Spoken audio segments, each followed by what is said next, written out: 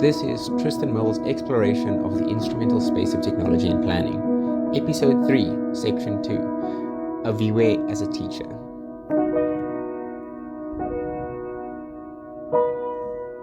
How do you feel about teaching at Wits? I mean, you've been, I don't know, did you teach the first years last year or? Yes. I mean, I've been doing not exam crits, but what do you call that? Oral exams. Yes, the oral Yeah, exam. I've been an oral examiner, I think, for the past 4+ years. I've also been a tutor, man, actually. Yeah, it's been quite a long journey. I've yeah, been a tutor, I've been a year tutor, I've been an examiner, I've also now started teaching with the design course, well, being a sessional teacher, participating in the sessional teaching for the first years. yeah. So how have you found Yeah. the teaching? The, I've seen some frustration on your face with some of the things. I mean, I mean, for me, I mean, I mean, there's a lot of things that are issues, right? For me, it's just sad. I think it's sad. So because you get a diverse student cohorts, right? So student cohorts that one have known how to open and send an email, open and write an essay or whatever on Word since they were in grade 3, or use a computer since they were in grade 2 or 3. Yeah, And then you have a student that has never opened a computer or has never had an email address until really to the point where their only experience of it is having to email their documents to adverts or open an acceptance letter from yeah, Vit, right? So you have that. That's one of the issues, right? So there's definitely need. So when you get there to teach, not everyone is at the same place, but you are expected to almost get everyone at a almost basic first year town planning level, which is way more than being able to open up Word, right? yeah. Which is you're using CAD Full and you need to be Photoshop. efficient with the Yeah, mouse and Photoshop and and be there for InDesign. hours, Yeah. right? That's a good So point. those Yeah, anxieties, hold the mouse properly, for example. So there's a lot of those things, and I think it's unfortunate because we live in the country that we live in. That's why, right? yeah, So there's a lot of almost back end training or back end introductory lessons that I don't think we have enough of, at least to translate to the classes, right? And I think just number 2 is, for me, it's been around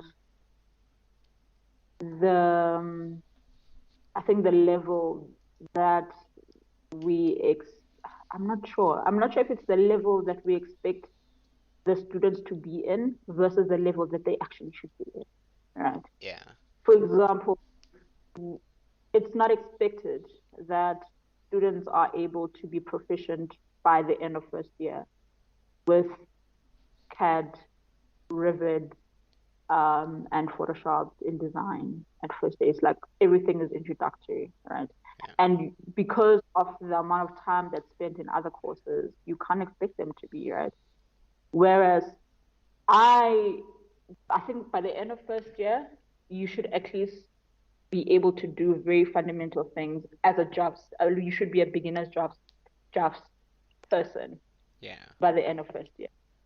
But you find that in second year, people are still trying to learn the thing, right? So I think there's a lot of seriousness, and time that has to be extended to those, especially the software stuff, right?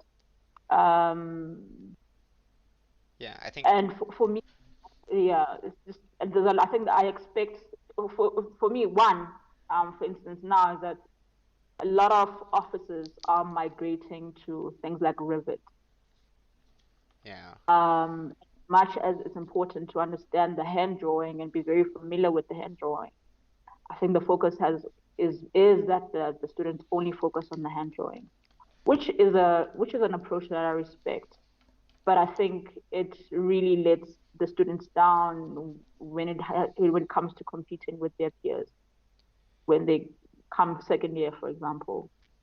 Yeah, I think being forced to have to interact with the softwares early, definitely. I mean, I've got a friend in Denmark. I was talking to him about um, math and all that stuff. And he's never used a calculator in his life because from grade one they had to use Excel to do all of their calculations.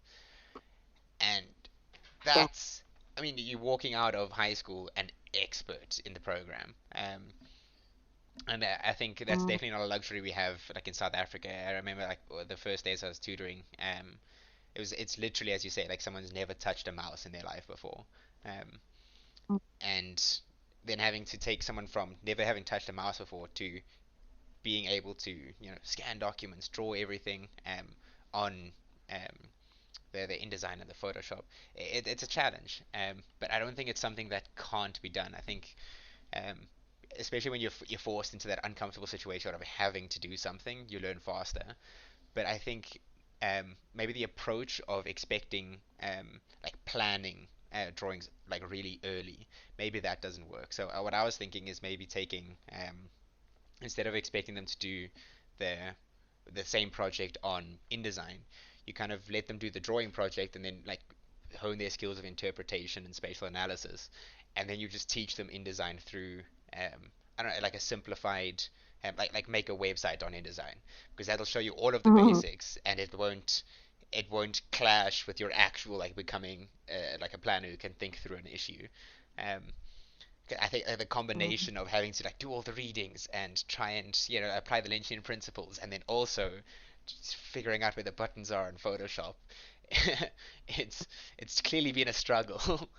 um, Yeah, um, I mean, for me, it's not a matter of, I mean, that's an interesting approach to say maybe they're not dealing with the town planning stuff on the software. They're dealing with something else. But from my experience, that hasn't worked. I mean, they've tried that in previous years where we were being put in design really by a person who was an expert in InDesign, but not an expert in doing InDesign work for town planning. So they were uh, basically teaching us graphic, um, well, what is it? Um, Graphic design stuff. So creating what, writing something on a booklet or putting together like yeah, Magazine, um, yeah, yeah, in very rudimentary ways, right? So, yeah, but I don't think that kind of helped. There was a disjuncture there, so you'd find students not really focusing and taking it seriously, right? So for me, it's not a matter of um, not introducing it too early.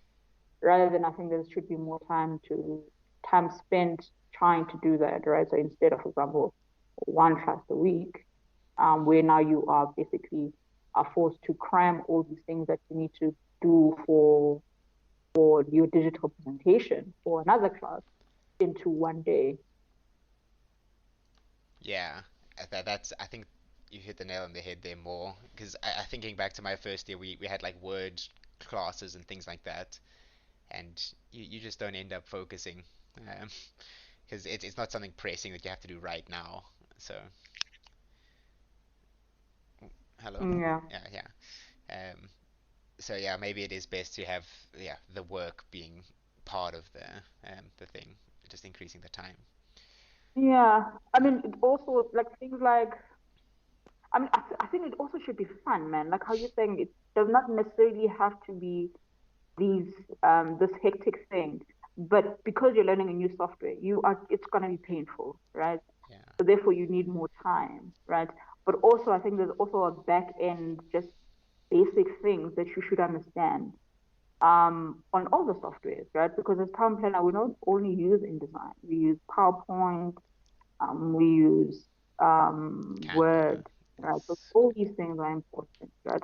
So how do we rather make a holistic thing? So it's like now it's about creatively using software in ways that are able to communicate. Because my thing is that it's not just about using the tool, but it's about how do you apply design principles where you are understanding first the design element before you even touch the tool, right? And I think that's where it becomes. Unfortunately, at this segment, the audio quality over Teams became a bit questionable. But Aviwe just went on to explain that the tools that we use, these digital tools and these applications, are a means to an end. They're as I said, tools. So focusing heavily on how to use those specific tools instead of why to use them isn't beneficial. When we're approaching planning softwares, we should be seeing the software as a means to an end. We will have our own image of what we need, and then you can apply the specific tool to get that. A good example of this is the difference between Revit and SketchUp. So both the 3D modeling softwares, we learn SketchUp, and the architects learn Revit and Rhino. But they're all, at the end of the day, 3D modeling softwares. What you do in one, you can definitely do in the other one. So with our first years, or in our course of learning new softwares in general in life, it's better to approach that software as, all right, I need to get this kind of thing done. And if that software is not helping you maximize your time and your potential and achieve your vision, then you can start moving into other softwares. With the unfortunate audio cutout, we missed a bit of the section. But for this part of the interview and the podcast, I have asked Aviwe who she admires in the planning space. A very loaded question, but yeah, here following is her answer to that.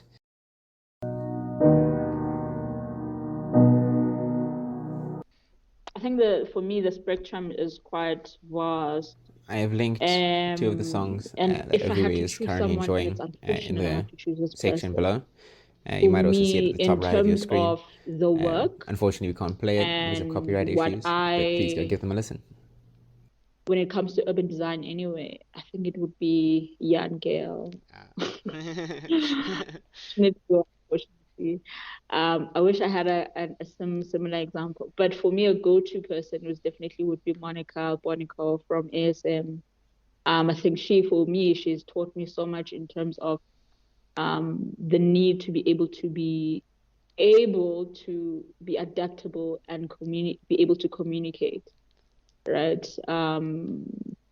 Because I feel like for me, she's almost taught me that there's so much ideas. The issue is not really about the ideas. It's really about how do we communicate. So for me, and working with her has really made it a very important part of who I am as a designer. To not think about really how much ideas I can come up with, how many concepts I can come up with. But okay, how many concepts can really apply, and how do we communicate? How do we structure that in ways that make an actual difference? Because I feel like there's so many things that hasn't been able to be done in terms of transformation and change in our cities. And I don't think it's the lack of ideas. It's just a lack of implementation and communication. Yeah. And it's difficult to do those things. And for me, people like Jan Gale and Monica, and have really helped me just think through those problems and how to engage. Who else? I mean, there's a lot of also in terms of thinking, a lot of people I can name. I mean, we have really great planners, great thinkers, people like I think like people like Phil Harrison. I mean, the usual in terms of just thinking through town planning and iterations.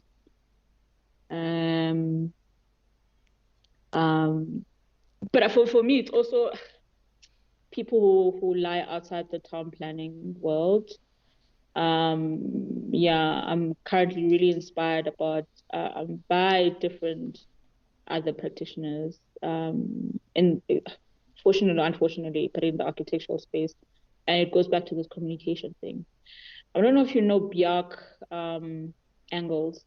I don't. It's like an architect. It's like another Denmark architect. And unfortunately, he's not from here and he's neither female. But the way he's just able to take drawings, man, and ideas, like out of this world, like really ridiculous ideas, and just draw them down to very simple concepts and make these amazing graphics. Yeah. Just cut across how to communicate. I think that for me is just inspiring. But yeah, I'm inspired by a lot of different people, man, different things, because I feel like I can learn from at different times from different people. So I've been inspired by a lot of people that I work with as well, like town planners in the city. Yeah.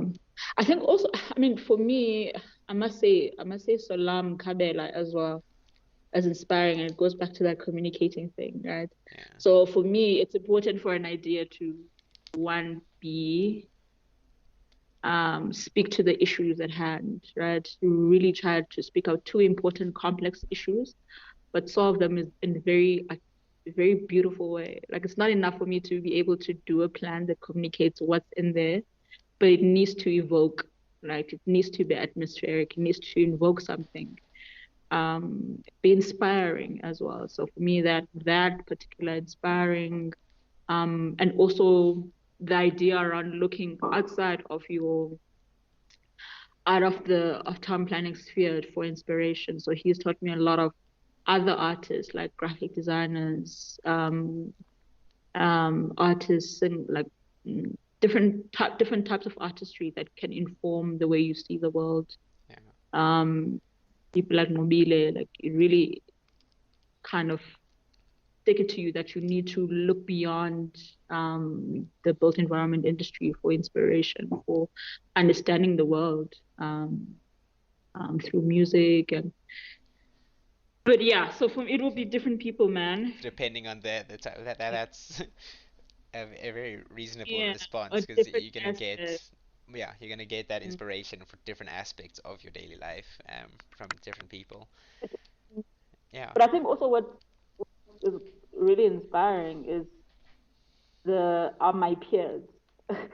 For some reason, like it has to be because there's so much in South Africa right now that's so outdated, in terms of the thinking and thinking about the city. So people in the commerce industry, the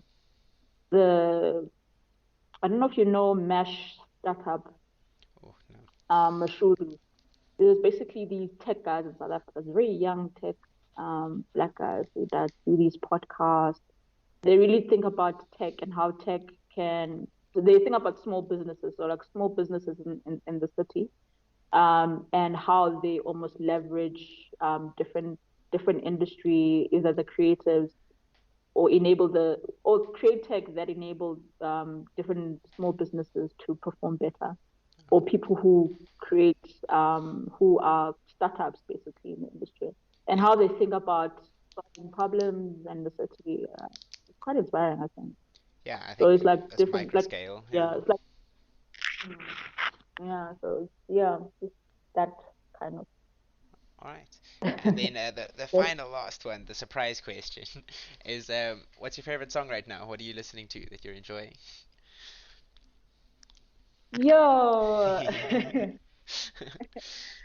that's a funny one. Right now, I'm listening to a lot of Kifa. Do you know Kifa? Yes, so I'm into him right now. It's like my go-to. Him and Alpha Mist, I've recently discovered, and I'm absolutely crazy about him right now. You should check it out. He's amazing. Anything by Kifa, Between Days in the Between Days album or Between Days that song. Alchemist, Keep On, all the Burna Boy. I think he's a genius as well.